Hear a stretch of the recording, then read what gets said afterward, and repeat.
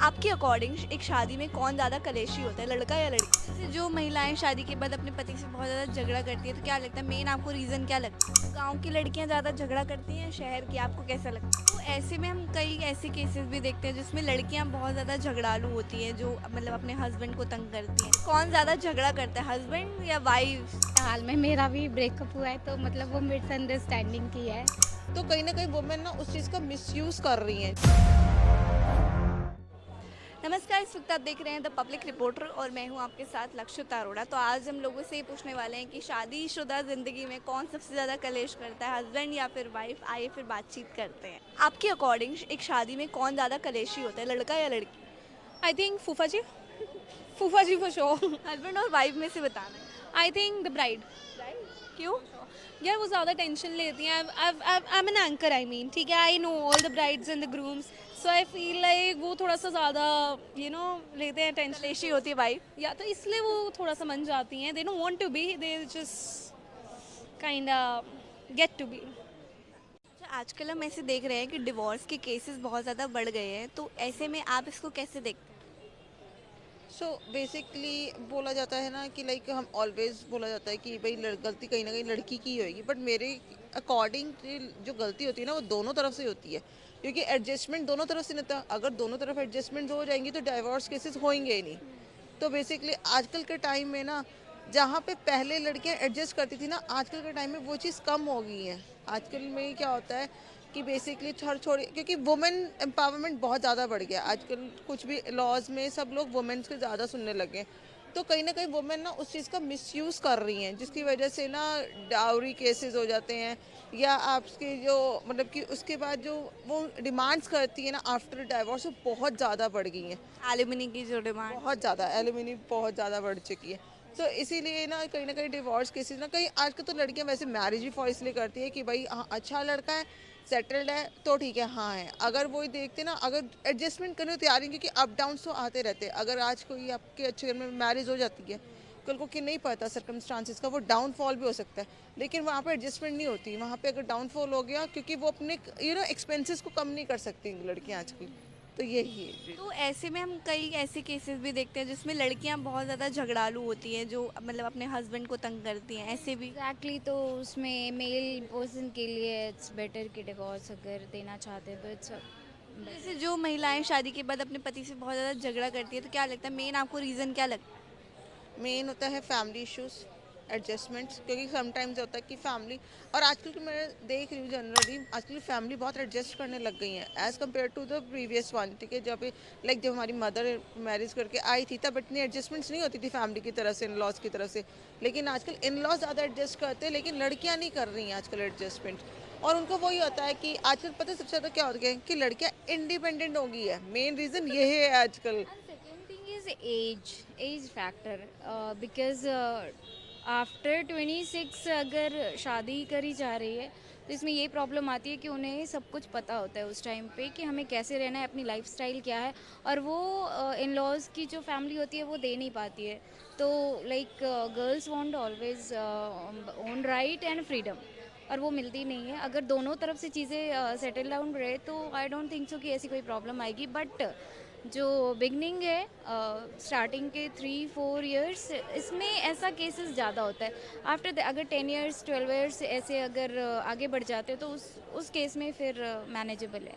And ma'am, आपके according क्या लगता है कौन सी जो महिलाएं हैं वो ज़्यादा झगड़ा करती है, गांव की या शहर की? क्योंकि ये भी एक कंट्रोवर्सी हमेशा से ही चली आती है कि गांव की लड़कियां ज़्यादा झगड़ती हैं या शहर की ज़्यादा झगड़ती हैं। मतलब लाइक अर्बन एरियाज़ की होती हैं ना, वो ज़्यादा करती हैं कि बिकॉज क्योंकि वो ही इंडिपेंडेंट है, वो वेल एजुकेटेड हो जाती हैं, उनको अपनी लाइफस्टाइल जीनी होती है। ठीक है, क्योंकि देखो मैं ये मानती हूँ जो विलेज एरियाज़ होते हैं ना, वहाँ पर आपकी क्लब लाइफ नहीं होती, नाइट लाइफ नहीं होती। ठीक है, वहाँ पे आपकी फैमिली बाउंडेशंस होती हैं, फैमिली रिस्ट्रिक्शंस होती हैं। लेकिन अगर आप यहीं पे अगर आप सिटीज़ में चले जाओ, कितनी मेट्रोपॉलिटन सिटीज़ में चले जाओ, वहाँ पे सबसे ज़्यादा जो नाइट लाइफ में सबसे ज़्यादा, अभी आप गुड़गांव नोएडा साइड में चले जाओ, नाइट लाइफ में कितनी लड़कियां बाहर मिलेंगी आपको, कितनी।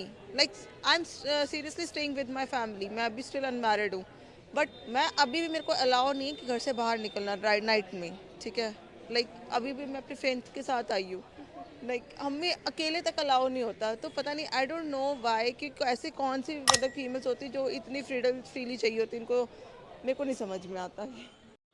मैम अभी हम देख रहे हैं बहुत सारे डिवोर्स केसेस बढ़ रहे हैं और झगड़े भी बहुत होते हैं आपस में, तो आपको मेन वजह क्या लगती है? मेन वजह है कि मतलब अंडरस्टैंडिंग मिसअंडरस्टैंडिंग हो गई है आजकल के टाइम पे। मतलब लोग मिसअंडरस्टैंडिंग की वजह से झगड़े होते हैं, डिवोर्स होते हैं। हाल में मेरा भी ब्रेकअप हुआ है, तो मतलब वो मिसअंडरस्टैंडिंग की है।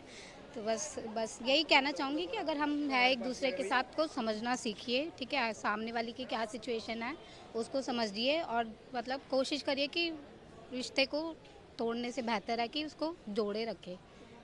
और अब हम देखते हैं कि जो शादीशुदा महिलाएं होती हैं वो अक्सर अपने पति से बहुत ज़्यादा झगड़ा करती हैं, तो मेन वजह क्या लगती है, ऐसा क्यों होता है? मेन वजह ये है कि अब बेसिकली वो हाउसवाइफ है, उनके पास भी मतलब कुछ नहीं है टाइम स्पेंड करने के लिए। तो वो चाहती है कि अपने हस्बैंड से कुछ बातें शेयर करे, बट वो भी बेचारा क्या करे, दिन भर काम करके आता है, उसकी बातें थोड़ी सुनेगा। तो बस यही है कि वो इसी बात पे झगड़ा करते कि तुम मेरी कभी बात नहीं सुनते या मेरी कभी फीलिंग्स नहीं समझते। बस यही है। लगता है कि इन लॉस की वजह से भी पत्नियां झगड़ा करती हैं। इन लॉज का भी हाथ होता है, ऐसा मेरा मानना है कि मतलब इन लॉज की वजह से भी होता है। अगर वो इन लॉज देख रहे हैं कि हाँ हमारे बेटे बहू में झगड़ा हो रहा है, तो वो आग में घी का काम करते हैं। देखा जाए तो बहुत रेयर होता है कि जो इन लॉज एक दूसरे मतलब समझाते हैं, बट यहाँ पे तो ज़्यादा केसेस इंडिया में तो यही होता है कि भाई आग में घी का काम करे कि देख ले कैसी है ये, तू ही लाया था अपनी पसंद से, ऐसा यही है बस। गांव की लड़कियां ज़्यादा झगड़ा करती हैं शहर की, आपको कैसा लगता है? मैम मैं तो मतलब गांव का मुझे कुछ पता नहीं है, तो मेरे को जहाँ तक लगता है शहर की लड़कियाँ ज़्यादा मतलब झगड़ा करती है कि भाई क्यों लाए हो, मुझे अलग रहना है। ऐसे मेन रीजंस होते हैं कि अलग रहना है, क्यों लेके आए, बस यही है रीज़न। हम देख रहे हैं डिवोर्स रेट काफ़ी ज़्यादा बढ़ गए हैं और आपस में बहुत सारे क्लैशेस भी होते हैं, तो ऐसे में आप इसको कैसे देखते हैं? सो मेरा पॉइंट ऑफ व्यू यही है कि like nowadays people are not into adjustment, more into point जहाँ पर दोनों का कोई एडजस्ट नहीं करेंगे, nobody will compromise, because सभी यहाँ पर इंडिपेंडेंट है। Now staying in this generation everybody is independent.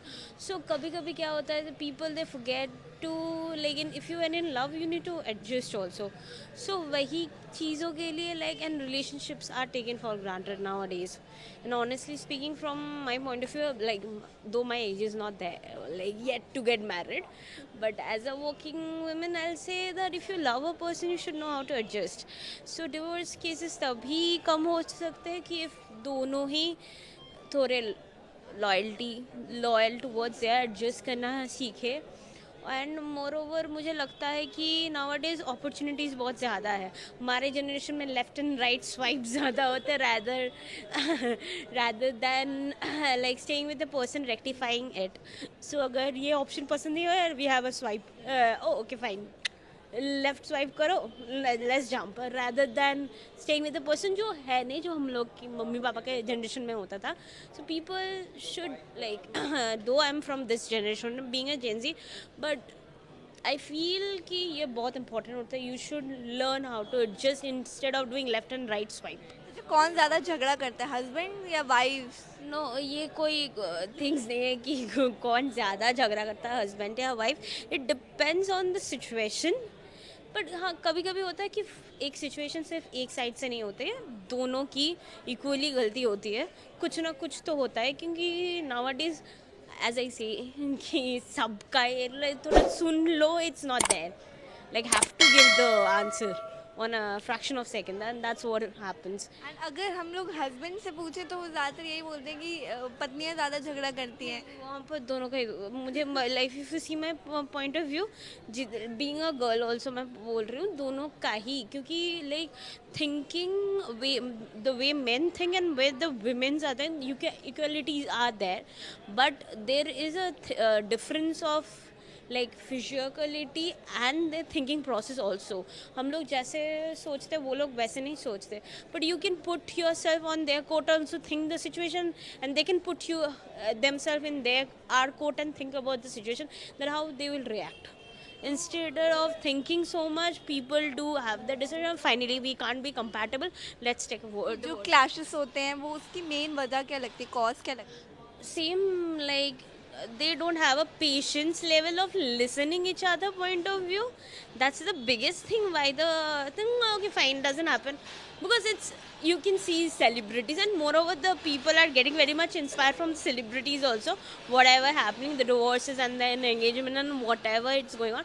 But I don't want to fall on any controversy, I'm so sorry about it, but just putting my point of view, being a Gen Z, coming from a Gen Z group, that like there are few group of, like after 2003 people, I feel like they don't have a capability of listening what your partners are saying. They have doesn't have the capability of listening what you're, no, they have to prove their point right. इसी तरीके की तमाम videos को देखने के लिए हमारे YouTube channel the public reporter को ज़रूर सब्सक्राइब कीजिए।